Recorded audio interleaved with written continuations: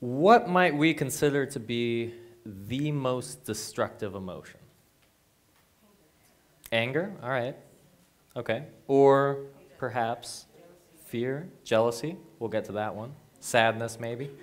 Well, for all of these emotions that we've brought up, they're at least temporary, right? You can't be angry all of the time, even though some people might try. They're also, of course, unavoidable. Some would even claim that they're necessary for our happiness. Khalil Gibran in The Prophet claims that the self-same well from which your laughter rises has oftentimes been filled with your tears, and how else can it be? The deeper sorrow carves into your being, the more joy you can contain. Essentially, what he's saying here is that it is the contrast we appreciate more than anything else. We appreciate the good times because we've been through the bad. So with all that in mind, we haven't quite found it. If we look at a more specific example, let's say a relationship. What would be the most destructive emotion to a relationship? Somebody said jealousy. Jealousy and perhaps envy. Well, jealousy is just the ugly face of ambition. It's wanting what another has. Envy, on the other hand, is rooted in fear. It is a fear of losing something or someone that you have. And while these are not great emotions to act on, granted, they do show that you care. If you didn't care, you wouldn't be afraid to lose that thing or that person. So what I would like to argue is that the most destructive emotion we face is apathy. It's not caring. And it's hidden in a very dangerous four-letter word, is the idea of being okay. And it is more harmful than you think. Let's say that you're in a job. Not one that you particularly love, but the pay is okay, right? The benefits are okay. The hours are okay. You will end up waking up 40 or 50 years later in a rocking chair, realizing that you've wasted your entire life. That is not okay. Or let's say that you're in a relationship. Not a particularly good one, right? You're honestly, subconsciously, just kind of waiting for it to end. Some of us may have been there. And that excuse never really comes, because the other person never does anything bad enough to warrant ending your relationship. So instead of any big cataclysmic event, it's all of the little things that build up, all of the things that you have thus far been okay with. And then everything ends in a mess of just confusion, right? And you've ended up losing not only time, but potentially a friendship as well. It is not okay to be okay. Okay is so incredibly destructive because it falls into a limbo between being genuinely satisfied with where you are and being in a position where you need to change. If you're down here, I firmly believe it is far better than being stuck in okay, because eventually you do have to change where you are, what you're doing, right? If you're in okay, that can persist forever. You can end up being stuck in okay, not even realize the danger that's there and how much harm it's causing to you until it has already caused that harm.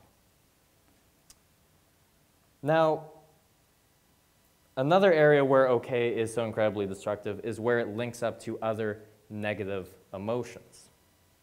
So let's look at, for example, depression.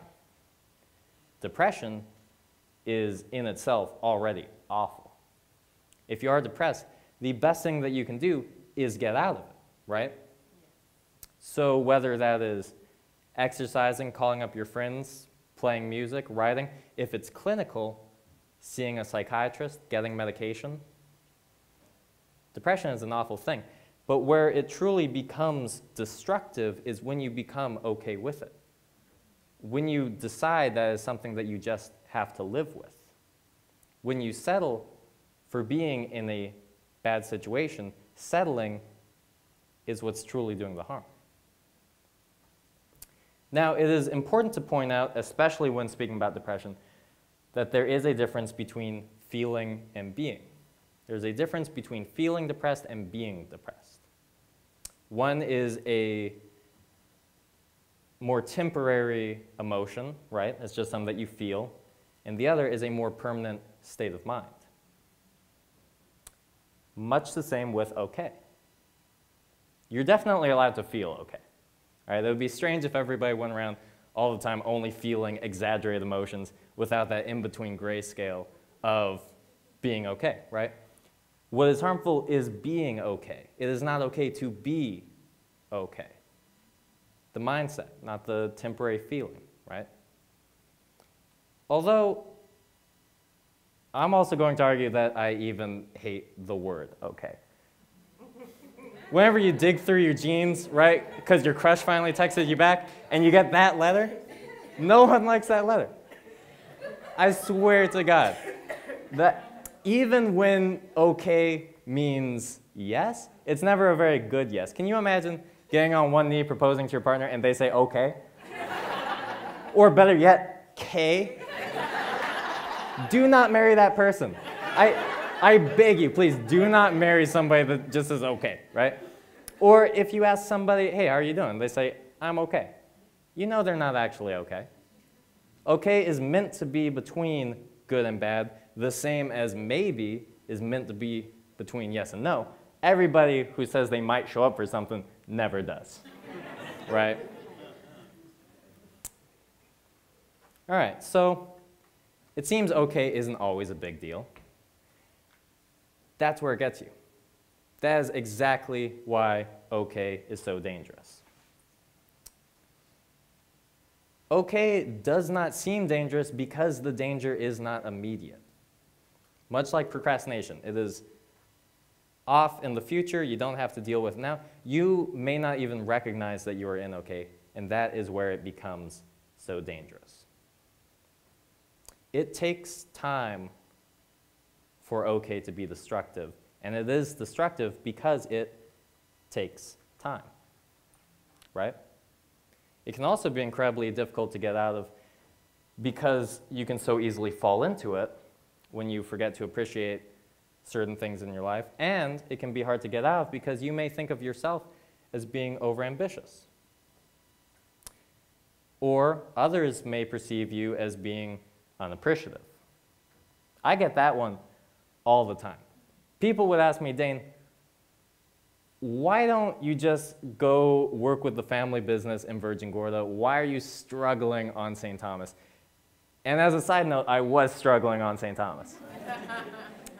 I was eating plain rice 3 times a day. I was hitchhiking to job interviews, and we didn't own an iron, so my roommate and I would heat up a pan, like a cooking pan, and we would use that to get creases out of our shirts for those job interviews that we were hitchhiking to. Yeah. No, you get pretty creative when you're poor, right? And I knew just an island away were all of my friends, my family, a good job. I knew that if I just went home, I would be okay. And that terrified me. Because I knew okay is all I would ever be. So I chose to get out of it by being at that point where you have to make a change, where things are bad enough that you physically cannot persist with how they are going. So, how might we escape? Other ways that we can get out of being okay. Well, as much as I've been speaking to the destructive capability of okay, the solution's fairly simple. We just have to recognize it. We have to recognize the things in our life that we are taking for granted or that are taking for granted us, and remind ourselves it is not okay to be okay. Although, we also have to recognize that it's difficult to find those things. Here's where it gets a little more complicated. Bear with me. This is Dr. Stephen Laberge. He is a psychologist who specializes in lucid dreaming. Now, for those of you who don't know, a lucid dream is one that you can control, which comes from being aware that you are dreaming. Dr. Laberge created a technique known as MILD, M-I-L-D, mnemonic induction of lucid dreams. And if you're like me, you will have just learned that mnemonic starts with an M. You'll also be curious to know what this technique is. So essentially, this technique teaches us to look at the everyday, ordinary things in our lives while asking ourselves, am I dreaming? So you can kind of think of it as Leo's top, right, in Inception. It's used more or less as a reality check. It's something that you can look at, get in the habit of asking, am I dreaming? Something ordinary. That way you recognize the meant-to-be ordinary things, and you recognize that you're dreaming. This is how I propose we escape okay. Not with dreaming, though dreams are, of course, a good way to stay ambitious, but with a reality check. We have to look at the routine things in our lives, and instead of asking, am I dreaming, we have to ask, am I genuinely satisfied? If the answer is yes, are you showing enough appreciation? If the answer is no, what are you doing to change it? So let's look at your physical health, right? Or your weight. And you ask yourself, am I genuinely satisfied? And you decide no. You decide it is not something that you are genuinely satisfied with. The follow-up question is, what are you doing to change it? If you are eating better, if you're beginning to exercise, any of that, perfect. You are on your path to being genuinely satisfied. You're trying to get up here out of okay, right? If, however, you're not doing anything to change the situation that you're in, you are okay with it. You are in that state of being okay. Even if you say that you are not okay with your weight, if you are not doing anything to change it, you are okay with it. And that is not okay. Now let's look at a relationship, and we decide, yes, we are genuinely satisfied with it. The next question is, are you showing it enough appreciation? Now remember, we are trying to look at the everyday things, the things that typically go under the radar, the things that we take for granted. Are you showing those things enough appreciation? Your partner cooking for you, picking you up from work, carrying the groceries, anything like that. Are you showing that enough appreciation? And are they recognizing that you're appreciating it? You know, you might be appreciating it in your own way, but if they don't know that you truly appreciate what they're doing for you, it doesn't exactly count. If yes, if they know that they're being appreciated, then congratulations, you have a healthy relationship. You're an adult. You gotta keep up with it though. You gotta keep asking yourself, are you showing enough appreciation?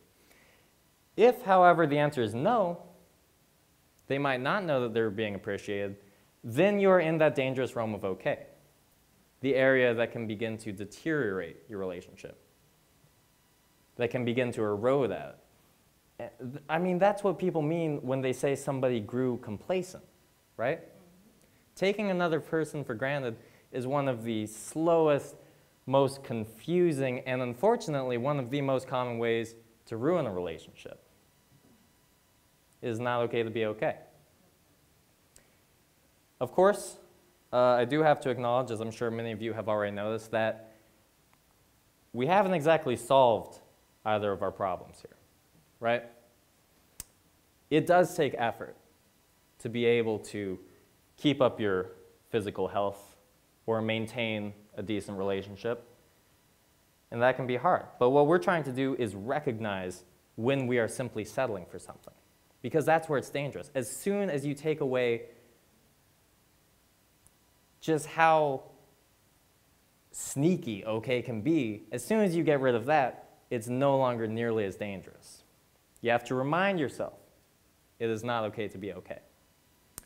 And it can be hard to look at your job and say that you're not happy, to look at, you know, anything in your life and realize that you're not happy. It can be hard to know that you aren't happy in a relationship, But I guarantee it is far better than being okay with it. My name's Dane Hunter, and I hope you're not okay.